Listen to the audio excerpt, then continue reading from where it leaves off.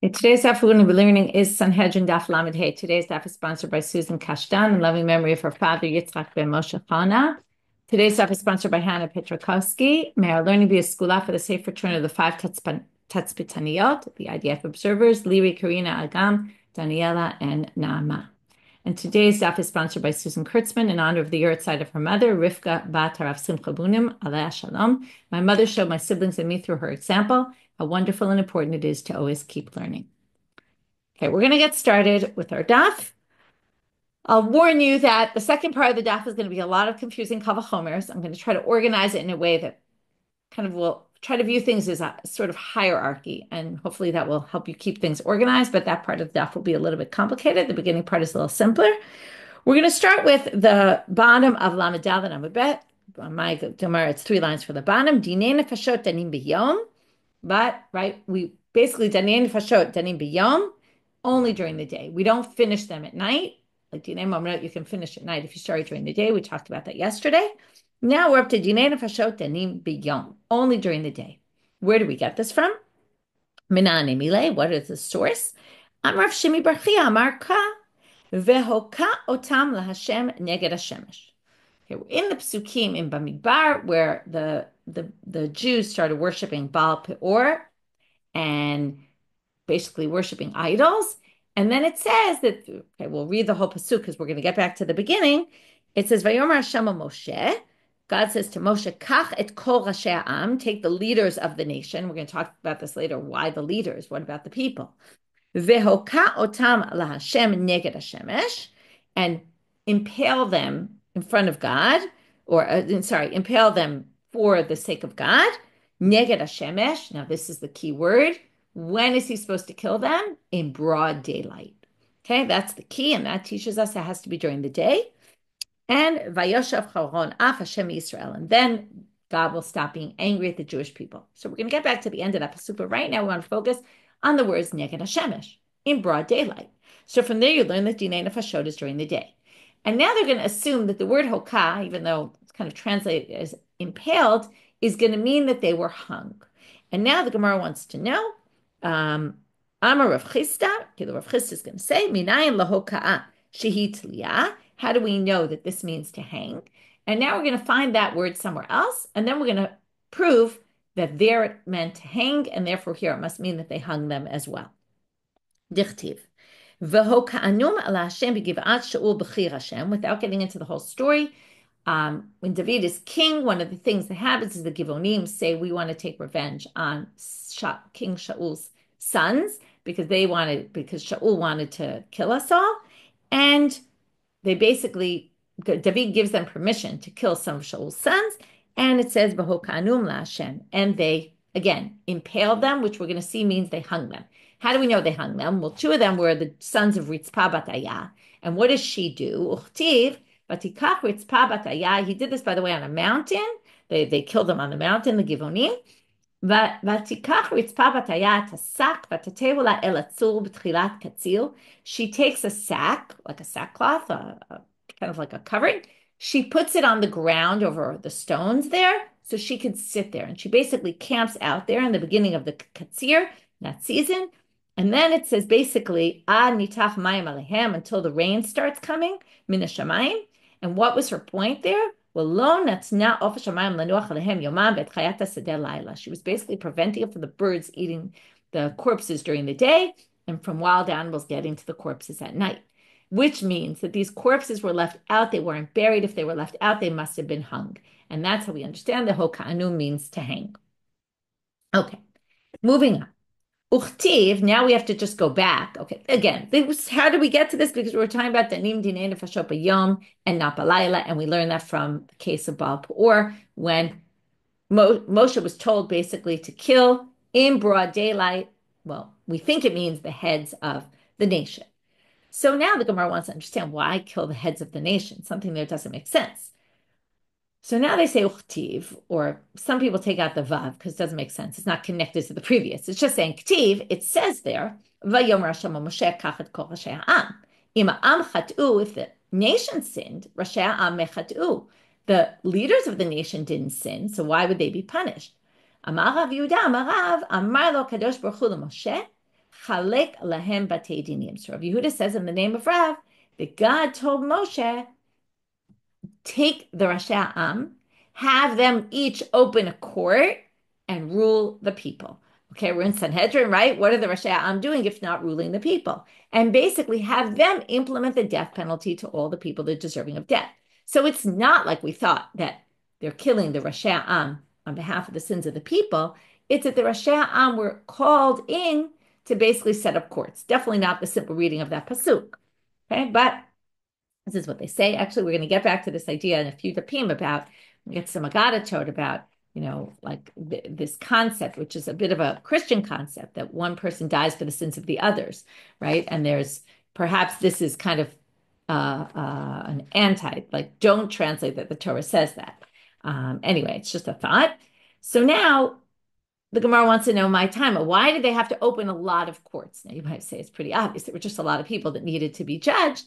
But my time, if it's because there's a rule, and this is a halacha, you can't rule two people to death in what right on the same day.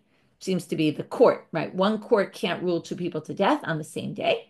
But Hama Rav Chisda lo shanu ela b'shtei mitot. Rav Chisda already said that that's only, we're going to get to this on Daf Memvav, that's only with two different mitot. That's like if you want to implement two different death penalties. Aval b'mita achat danim. But this was all the same people, the same sin, and the same death penalty. So actually, you could have done it all in one court. Ella, the reason must have been kadesh yashov haron af mi Yisrael. This must have been exactly as it says in the pasuk. If you do this, God will stop being angry at the Jewish people. Why will this, by opening a lot of courts and having a lot of courts being judging all these people, how will that get God to stop being angry? So Rashi explains, when God sees, now it's interesting, God said do this, but when God sees that they actually implement it, and there's courts all over dealing with the fact that the Jews went and worshipped idols, that will restore God's kavod in the nation, because all over the place there's this judgment going on, and it's part of this idea that we started with, which is this has to be done neged Hashemesh. Why is it so important to do it during the day? Why neged Hashemesh, right? We always, in broad daylight. What's the idea of broad daylight? We want everybody to see, right? There's a whole bunch of cases where people get the death penalty in the Torah where it says, V'chola an yishma'u v'yiraun, right? Everybody will hear and will see. We want to make a point. We want people to know that this is what happens. If you do it at night, we've seen sugyot already in brachot and Shabbat that people were, in the Hanukkah sugyot, people didn't go out at night at all. So if you kill people at night, no one's going to know about it. People were in their houses; they couldn't see what was going on outside. There were no street lamps or anything like that. So this idea of publicizing it, and that's why we need to do this all during the day. So perhaps also they brought this last part in, even though it's somewhat unrelated, and it really just came up because we were explaining that pasuk. But I think it's really telling the idea that when the court judges someone to murder who's deserving of murder, that restores the presence of God at the camp, and it restores the fact that people believe in God. Okay. Now we're moving on to the next section, which is Dinei Mamonot Gomrim Bo Bayom. If Dinei Mamonot, right, any monetary law, you start that day, you finish that day, or you can finish at night if you're still doing it. But Dinei Nefashot, if you want to acquit someone, great, do it that same day. If you want to obligate someone with the death penalty, we push it off another day. We already learned this a few times. We call that halanat hadin, pushing off the din for the next day, because we're hoping that people will change their mind. And in the end, remember, our agenda is try to acquit this person. So where do we get this from? Amar Rabbi Chanina. So we're going to have two different verses, two different people who prove from two different places, Rabbi Chanina and Rava. And they're both proving it from verses in the first chapter of Isaiah. To Amarkra, Mele'ati mishpat, tzedek yalimba, va'ata meratzchim. The simple way to read this pasuk is like this. My city was full of justice, okay, or my country or my nation was full of justice, okay, it was full of mishpat, there was law and order, tzedek yalimba, they would, the righteous, right, the tzedek, everything was justice, slept there, meaning, okay, it was, justice was in the city, and now they're all murderers. So how does Rabbi Chanina explain this pasuk relating to us? Well, what he's saying is basically, what does it mean, tzedek yalimba? Tzedek yalimba means this law of halanat hadin, that when they wanted to kill somebody, they would leave it overnight, and that was a good thing. That goes with the mileati mishpat. Everything was full of proper, everything was in full order. But now, miratzchim, now they're murderers. Why are they murderers? Well, the court is murderers because the court kills the people without doing halanat hadin, without waiting that extra night. They want to kill someone, they kill them right away, right? They want to implement the death penalty, they do it right away. And that's called ratzchanim. We're basically saying the court basically functions as murderers because they're not doing it according to the law. And that's his source. Because ein tzedek yalimba, they're not doing halanat tzedek, they're not pushing it off a night. That turns them into murderers. Rava amar mehacha, ashru chamotz. Okay, how to translate chamotz is a big deliberation. So how do they explain it here? Ashru dayan shemechametz et dino. Ashru means la'asher, to say, oh, this is good. Say it's good when there's a judge who's milashon chametz. What is chametz? You leave it too long, right? Here, leaving it too long, right? In chametz on Pesach, it's a bad thing. In chametz here, it's a good thing. A dayan shemechametz et dino pushes off the judgment by one day and leaves it overnight. That person should be honored, we approve of that person. So there you have two different verses. Like I said, they're both from the first chapter of Yeshayahu. Now, what we're left to do is, what is each person, how do they understand the other pasuk? So idach, the other person, meaning Rabbi Chanina, who didn't say it from Ashrei Chamotz, what does he do with that pasuk? Ashru chamotz velo chometz. Now, chamotz, the language of the shoresh chamatz, could also be like someone who oppresses, someone who steals. So, ashru, you should support the chamotz, the one who is stolen from, and not the chometz, the one who steals.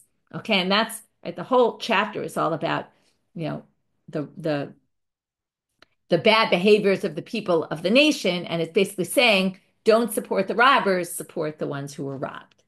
Okay, and that has nothing to do with our topic. V'idach. Now we have to go back to what does Rava do with the Maleati Mishpat pasuk. Now, the simple reading of this pasuk, as I told you, was the first part of the pasuk, both sections, Maleati Mishpat and Tzedek Yalimba, is what was good. And then Ata, which makes sense that the switch is at that point, and now they're miratzchim. Okay, so things used to be good, and now things have turned sour.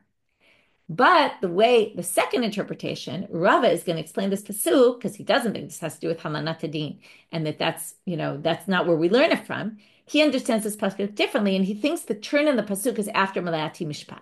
Maleati Mishpat is the good, and then Tzedek Yalimba already starts the bad, and it doesn't have to do with justice in the court. What does it have to do with? Tzedek also is charity, tzedakah.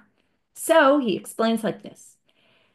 Kid Rabbi Elazar Amar Rabbi Yitzchak, and by the way, he's quoting. It's not, Rava didn't say this, and Rava didn't even say this answer. It's just that the Gemara is assuming, how does Rava understand the pasuk? Well, we have someone else who reads the pasuk in a different way. It must be Rava held by that, which is Rabbi Elazar in the name of Rabbi Yitzchak. De Amar Rabbi Elazar Amar Rabbi Yitzchak. Okay, they often do this, right? He holds like this person, as this person said. Kol ta'anit shemilinim bo et hatzedakah ki'ilu shofech damim. If there's a fast day and you don't give charity to the people that night, okay, Rashi says it was customary that on the night after a fast, because poor people needed food and they had fasted all day, people would bring them food. And if you don't bring food to the poor people after the fast, and you're milinim, meaning you wait till the morning, that is a bad thing. That is your miratzchim. So the whole second part of the pasuk, starting from Tzedek Yalimba, is where it starts the bad of what the people are doing. It's people who don't give charity to poor people the night of a fast day, because the assumption is the poor people know it's coming. Again, this is Rashi's interpretation. I'm sure there's others. But the people know it's coming, and therefore, so you're fasting, okay, it's fast day, you have no food in your house, but you know that night they're going to bring you a delivery of food, and then it doesn't show up, and then you're really stuck, because now you don't have food, and you're going to have to wait till the morning, and you might die because you fasted all day, and you don't even have a way to break your fast. Had it not been expected that the food was coming, so you would have come up with some way to find it elsewhere. But when there's an expectation, the people are bringing it, and then they don't, you're leaving someone really high and dry. So, and theoretically, you could cause them to die of starvation. Now, the Gemara points out here that we're talking about when they're supposed to bring you bread and dates, meaning actual food that's ready to eat. Aval bezuze, but if the expectation is that they were supposed to bring you money that night, which There's no stores open at night to go get food with that money, or or the grains, right? The wheat or the barley, which you have to turn into flour and do a whole process, which you're not going to start at night. So if they were giving you raw materials that night, and that's what the delivery was supposed to be, so then you weren't counting on that for your food that night, and then the people wouldn't be called murderers, late lamba. There's no problem with that. Okay, if you push that off, that's not a big deal because that's stuff that we assume they already had in their house from before. They would have, the food they weren't counting on you for actual food. Okay, so this section, okay, if we just review the two things we did before, because now we're going to get into a whole different topic, a different topic. We had dinei nefashot danim biyom v'lo b'layla. We got that from Neged Hashemesh. It has to be done during the daytime in public, and then we saw a bunch of other things about that. Then we had dinei mamonot gomrim bo bayom, but if it's dinei nefashot, you have to push it off halanat hadin. We had two different psukim from Yeshayahu Perak Aleph where they learned it from, and then we just had to say how does each one explain the other pasuk.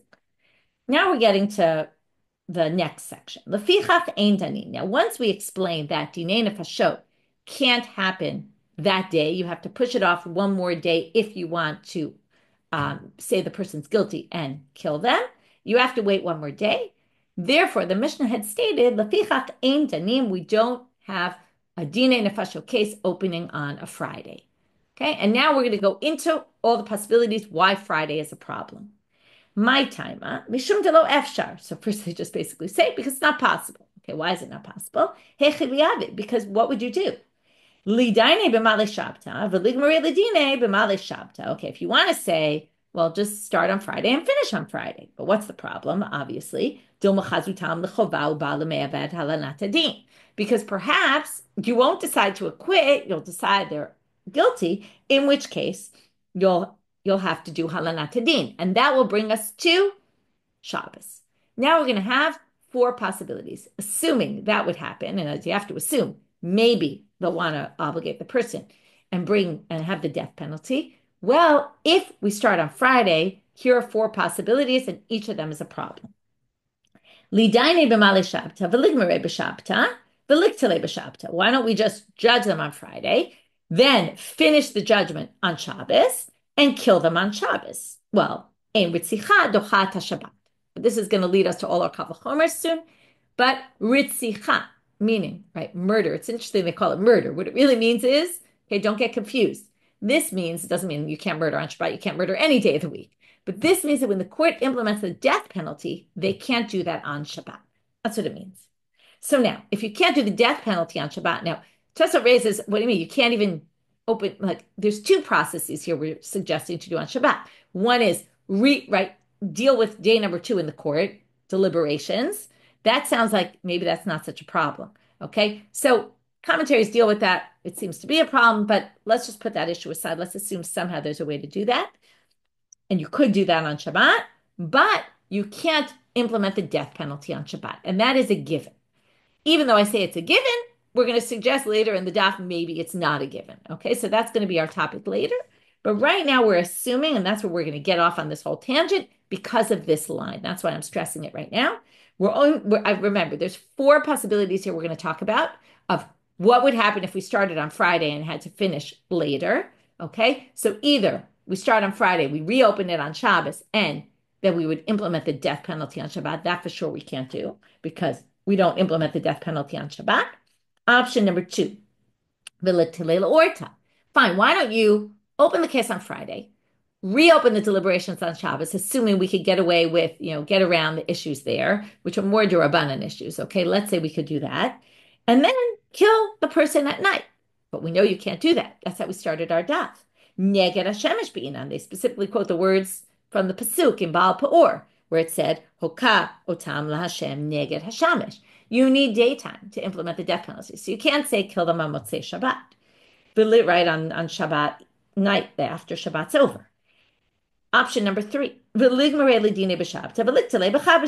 don't we just finish the judgment on Shabbos, that we do halanat hadin, we push it off to the next day, we finish the judgment, and then kill them, kill them on the first day of the week, meaning on Sunday. That's called torturing someone with the law. Okay, you cannot, once you decide, okay, it's interesting. On the one hand, we have to delay in order to try to find reasons to acquit. But once it's decided and the judges say this person deserves the death penalty, you have to implement it that day. Otherwise, that's torture for the person to be sitting there knowing there's a death penalty coming their way. Option number 4, Nidani b'malei Shabta v'nigmere b'chav Shabta. Why don't we just start on Friday, skip Shabbat, open the case again on Sunday? And that's not inyoy hadin because you're still kind of open to, it hasn't been decided. You might say that also is inyoy hadin, but, right, people don't like being in this limbo situation. But okay, let's just assume that's okay. And then reopen the case on Sunday. So what's the problem? Minshu ta'amayhu. We're worried that people are going to forget their reasons. The judges will forget why they thought to either acquit or convict. So now you might say, wait a minute, didn't we learn this? Afagav dishnei sofrei dayanim. Even though we just learned this yesterday, the 2 sofrim sit there in the court, and what do? Omdim lefnehem v'kotvim divrei mazakim v'divrei machavim. They write everything down. So if somebody forgets, we'll just look at the transcript. Everybody's reasons are written down, to which they have a very interesting answer. Nihide b'puma katvin liba di inashe. Even though they write what everybody said in the court, people have a lot of thoughts that they don't express necessarily. And they have a lot of things going on in their head. Imagine you're a judge in a capital case. You're going to be thinking about this a lot. You're going to have a lot of thoughts in your head. And that's why they want to finish it the next day. If you push it off, right? Sometimes after Shabbat, somebody asks you, ready Sunday, like, how is Shabbat? Who can remember Shabbat? That was yesterday, right? Or Shabbat comes in the middle. It's a whole different day of the week. You're going to remember Sunday, what happened on Friday in the court. We're worried you're going to forget what you were thinking about and not what was actually stated. Hilkaf lo efshar. So we can't do that. Okay, so there went our 4 possibilities as to what would happen if we open the court on Friday and they would decide to convict, right? And then, or they wanted to convict, then we'd have to push it off till tomorrow, till Shabbat. And then we had the 4 possibilities of either Shabbat or Sunday, or what would be pushed off to when, and why each of those is not a possibility. And that basically reinstates what, or explains what the Mishnah had said. Now we're going to get off to a different topic, and you'll see that I told you already before, this will be based on this assumption that Ritzicha eina dochat Shabbat, which means killing someone by the court imposed death penalty does not override Shabbos. You can't do it on Shabbat, which was an obvious assumption here. But like I said, later we'll raise a question. Maybe it's not an obvious assumption.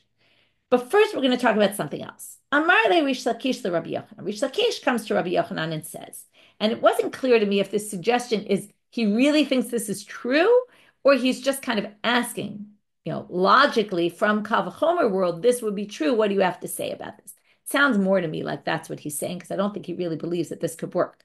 But he suggests, V'tehei kfurat meik mitzvah docha et haShabbat mikal v'chomer.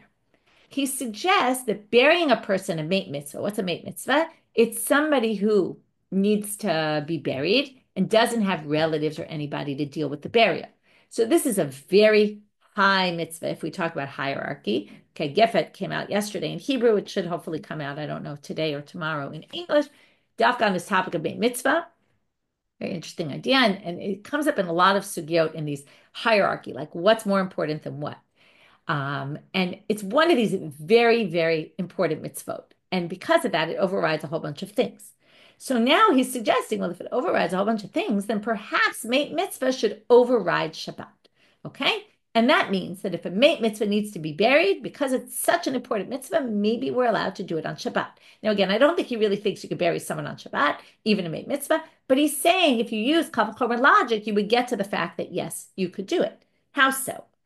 Now, right now, we're not going to talk about this court-imposed death penalty at all, but we'll get there when we get to Rabbi Yochanan's answer. Now, it's very confusing language, but I'm going to try to organize it in a way, like I said before, that will be very clear. Ma avodah shedocha Shabbat, purat meit mitzvah docha ota. Well, if avodah is doche Shabbat, what does that mean? Avodah is avodah in the temple. Sacrifices. You're allowed to slaughter animals on Shabbat in the temple for the public sacrifices of the day, the Korban Tamid, right? We have the Korbanot Musaf, so we say Musaf every Shabbat, and all those things overrode Shabbat. So if Avodah is Docha Shabbat, now again, how are we going to understand this very easily without getting too confused by the Kal V'chomer language? Just think of a hierarchy. What's more important than Avodah or Shabbat? Avodah is greater than Shabbat, okay? I was making notes to myself. I was using like a greater than sign also. That could help you. So avodah is higher than Shabbat. And kfurat meit mitzvah docha. And burying a beit mitzvah overrides avoda. Okay, if you are having avoda to do, okay, you have something to do in the temple, or you're Kohen, let's say, working in the temple, and then your relative dies, you leave the temple and you go to and not the relative. There's a meit mitzvah who no one's dealing with, you leave the temple to go deal with that. Okay, that's meit mitzvah docha avoda. So before we get into how we know that, we're going to learn it from this word lachoto. We're now going to say like this. Okay, again, remember your hierarchy. If avodah is greater than Shabbat, and meit mitzvah is greater than avodah, then very simply, you have number one, meit mitzvah, number two, avodah, number three, Shabbat. That puts meit mitzvah higher than Shabbat, so it should override Shabbat. That's his logic. So now the Gemara says, where do we get this from? Mila achoto. Okay, so now we're going to say the following. Okay, the Rashi reminds us, by the way, that we had a whole drasha on this pasuk in Nazir. We're going to have this pasuk in Nazir, Kiddetanya. La'aviv li'imo la'achiv la'achoto. This is all the people that the Nazir, if you remember, Nazir can't become impure to a dead body, not even to the close relatives. Okay, and then they ask all these questions. What does each one teach? Okay, so now we're going to say the following. La'achoto ma Talmud lomar. So what do we get from the sister? Hare shahaya holech lishchot et pischo. Vilamul epino. Okay, here Rashi even says if you had a Kohen Gadol who was a Nazir, okay, you have he had everything. And right, those people can't really become impure to anyone. And he was going to sacrifice his Korban Pesach or to give a Brit Milah to his son. These are the two. What's the unique about these two things? That if you don't do them, they're the only mitzvah aseh that you have a positive commandment to do. And if you don't do them, you're liable karet. Okay, so they're very serious. You have those two things to do, turning out Amabet. Vishama shemet lo made, and then you hear that you have a relative that died. Yachol yitama, you might have thought he can become impure to them. Amarta lo yitame, but the pasuk says lo yitame. Okay, you cannot become impure to them because he's a Nazir, and Nazir can't become impure to the relatives, or nor a Kohen Gadol. Yachol kashem she'eno mitame lachoto, kach eno mitame l'meit mitzvah. Now you might have thought, okay, so just like the sister, he can't become impure to, maybe also not to a meit mitzvah. Talmud lomar ula achoto, because it says and to the sister. What do we learn here? La achoto de'eno mitame, aval mitame lemeit mitzvah. From here you learn that the Nazir can be mitame to a meit mitzvah. Okay, so now what do you see here? That the avodah is docha. Just one second.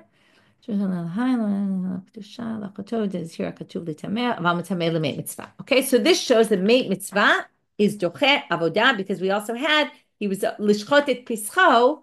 Okay, so now he can, instead of doing that, he can go mitameh to a meit mitzvah. So meit mitzvah is doche avodah, and we learn it from here.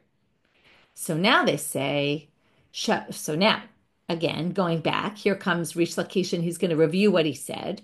Shabbat shenitchet b'pnei avodah. So again, if Shabbat is lower in hierarchy than avoda, eino din should take furat meit mitzvah docha. So again, if meit mitzvah overrides worship in the temple, and worship in the temple overrides Shabbat, okay, it's not so confusing. It just means meit mitzvah is greater than Shabbat, so it should override.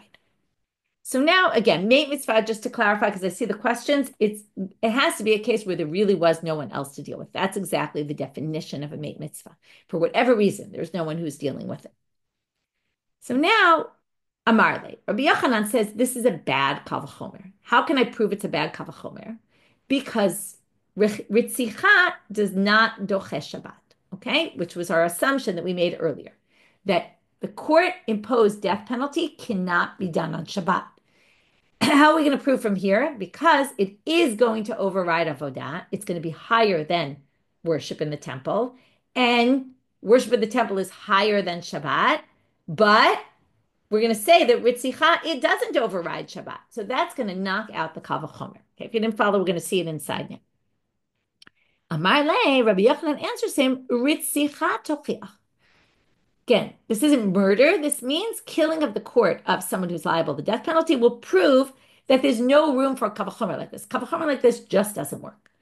Shedocha et avodah ve'ena docha et Shabbat. So now we're going to have to understand, how do we know that this overrides avodah?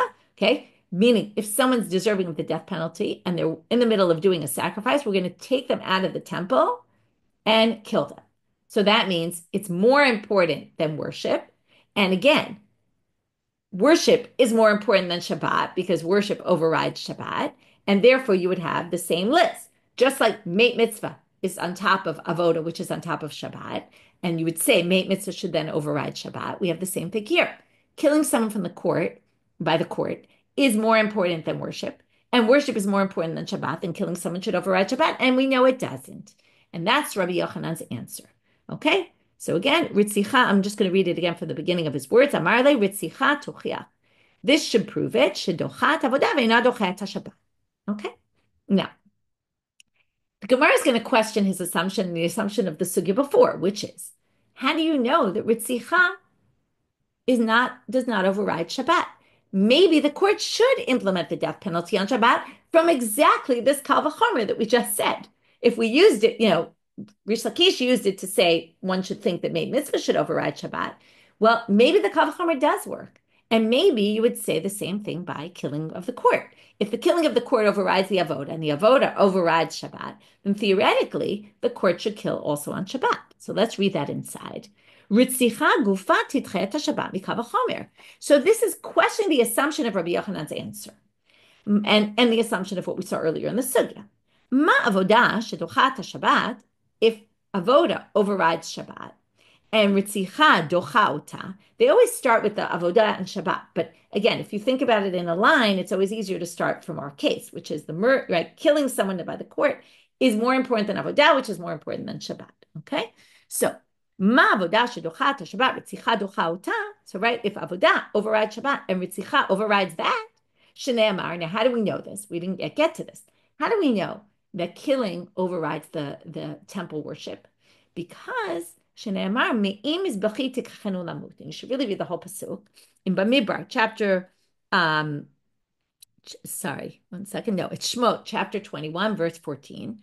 V'chi yazid ish al re'ehu lahorgo be'ormav. Somebody intentionally kills somebody. Me'im mizbechi tikachenu lamut. Take him away from the altar even to die. Meaning, even if they're worshiping God in the temple, we pull them out and we kill them by the court. So that's our proof for Ritzicha docha avoda.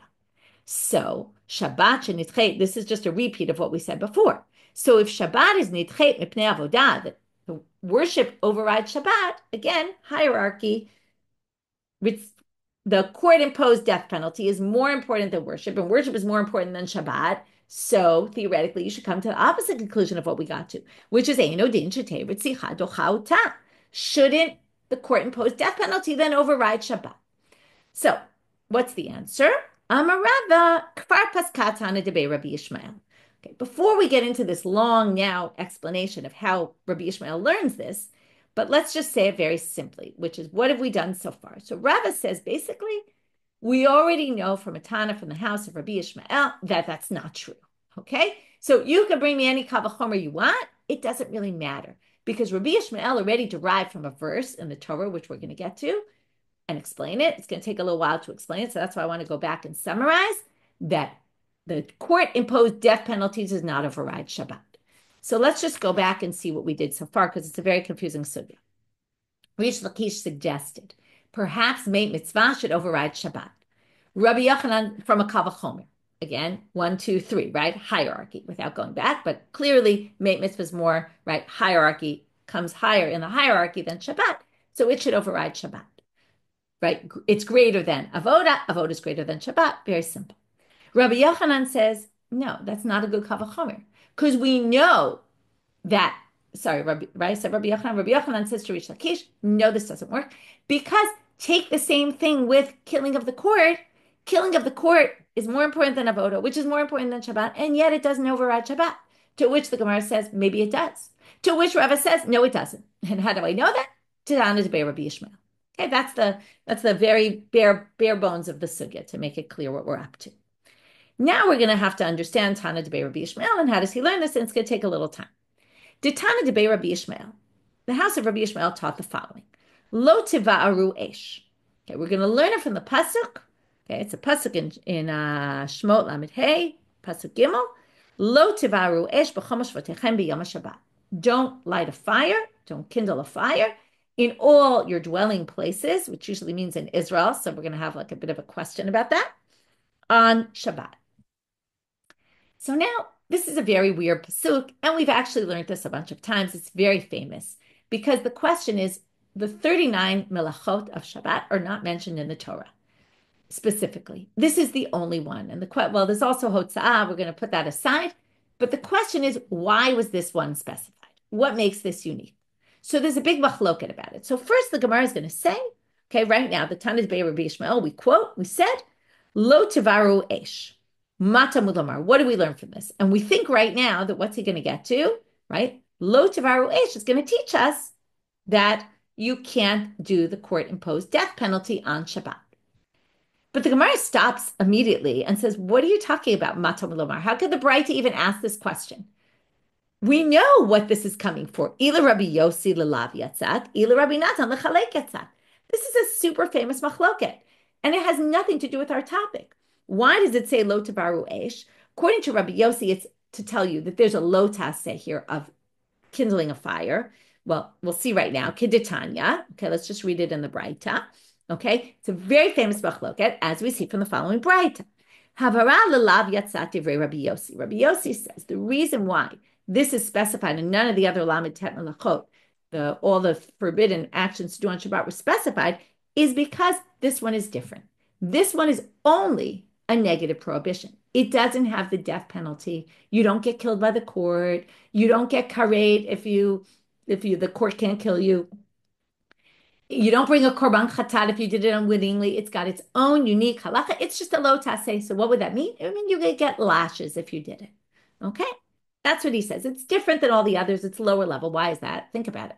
Lighting a fire is not the same action as planting, let's say, right? It's not work, so to speak. Rabbi Natan Omer, lechalek yatzat. He said, what are you talking about? Of course it's a malacha like all the rest. Of course you get stoned if you do it on purpose. And of course you get all the rest. But why is it coming to specify it? Well, it's giving you an example to teach you about all the others, which is, if let's say you forgot it was Shabbat, and you did a whole bunch of melachot. You planted, you plowed, you blah, blah, blah, okay? And let's say you lit a fire. It doesn't matter. You didn't have to light a fire for this to be true. And then someone says, you know what, Shabbat? And you said, oh, I didn't realize it was Shabbat today. Again, there's all different cases of shkaga. I'm just giving one, for example. That's called mehe'elem echad. I didn't know it was Shabbat, and I did all these different melachot. You might remember we learned that lechalek, each one is viewed independently. It's not just you did one sin of desecrating Shabbat, but you desecrated Shabbat in multiple ways. Each one you're going to have to bring a separate sacrifice for. And that's why it's specified one to teach you that each one individually gets its own sacrifice. Obviously, you're not going to get multiple death penalties, okay? If you did it on purpose, that's why it would have to be sacrifices. Okay, so that was just saying, how can we learn this from Lo Tivaru Esh if we already have something we learned from Lo Tivaru Esh? To which Ella Amarava, Tana Moshvot Kashile.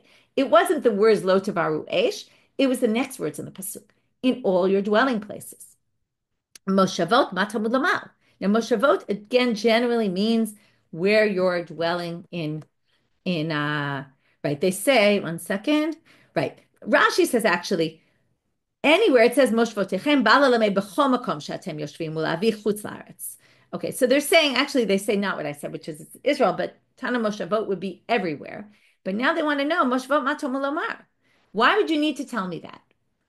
Michdi Shabbat chovat haguf he v'chovat haguf noheget bein ba'aretz bein b'chutz laaretz.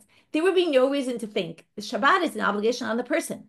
It shouldn't matter where you live. You don't need to specify that it's every place you live. It's quite obvious. So Moshvot dekatav Rachman Alamali. What do we need this for? And this is going to teach us our law. Mishum Rabbi Yishmael Amar Talmid Echad. So one student said in the name of Rabbi Yishmael, Lefi shene'amal. Okay, now we're going to get to another confusing Braita.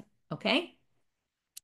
And he says the following. Why are we going to get to a confusing Braita? It's a classic Midrash Halacha where they're going to say one thing and then they're going to say, maybe it's not that way. And maybe you can understand some other way. And they're going to go back and forth. And then we're going to have the decisive answer. And it's going to come from the word Moshvotechem. Lefi shene'amar ki yeh bi'ish chet mishpat mavet v'humat. Okay, this is in Dvarim Kaf Aleph. It says if a person is supposed to get the death penalty, and he is killed. Shomea ani bein b'chol bein b'Shabbat. Humat sounds like however he ends up or she ends up getting killed by the court, which sounds like however or whenever, which sounds like it doesn't matter whether they do it on a weekday or on Shabbat, which sounds like you could actually implement the death penalty on Shabbat. If that's the case, on the other hand, there's a pasuk in Shemot, chapter 31, which says you have to keep Shabbat, and whoever desecrates Shabbat will die. So we now have two contradictory psukim. We have one pasuk that says a person gets killed by the court even on Shabbat. Again, it doesn't say that, but the assumption is if you read the word humat, it sounds like even on Shabbat. And if you read v'chalaleh hamot yumat, it sounds like you can't, right? Killing is one of the melachot, right? It would be like usually, I mean, there's different deliberations what it would be. But let's say you learn it from killing, slaughtering an animal. Can't kill a person either. So, right, Hashchato is one of the Lamitet Melachot. So, right, wherever you learn the death, you can't kill on Shabbat. So, Mechalal Hamot Yumat sounds like you can't implement the death penalty on Shabbat. So now they say, okay, so that's two contradictory psukim. So what do we do with Mechalal Hamot Yumat? We would say, B'sh'ar Melachot chutz mimitat beitin. Oh, you'll get killed if you desecrate Shabbat. That's if you desecrate Shabbat in every other way. But exception to the rule would be implementing the death penalty on Shabbat. Oh, now here comes option B. Oh, we know Ella afilu mitapetim. Maybe mechalaleh hamot yumat includes even the court killing someone. Can't be done. Can't do that on Shabbat.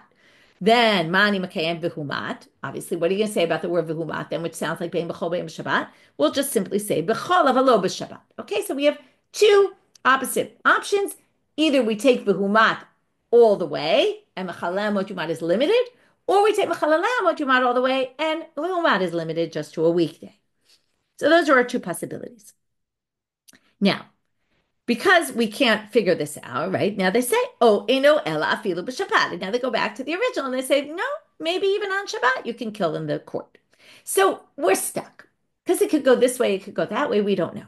Talmud Lomar comes the student in the name of Rabbi Ishmael and says, that's why it says in the pasuk, lo tevaru esh b'chol mashvotechem. How do we learn that we can't implement the death penalty on Shabbat from there?